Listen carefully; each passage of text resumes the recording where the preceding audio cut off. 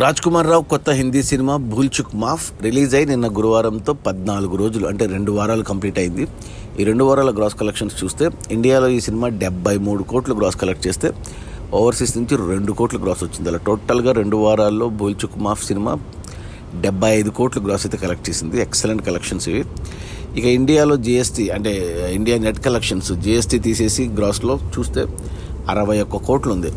61 కోట్ల కంటే cinema budget ఏమో 60 కోట్లు, అంటే కోటి లాభాలతో సినిమా క్లీన్ హిట్ అయింది.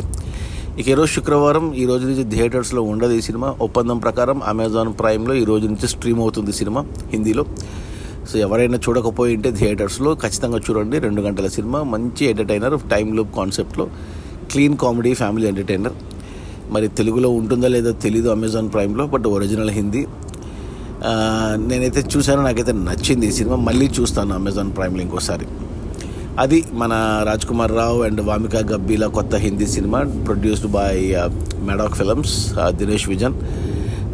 రిలీజ్ అయ్యి 2 వారాల్లో థియేటర్ రన్ కంప్లీట్ అయింది. 75 కోట్ల గ్రాసు, అందులో నెట్ కలెక్షన్స్ వచ్చేసి 61 కోట్లు.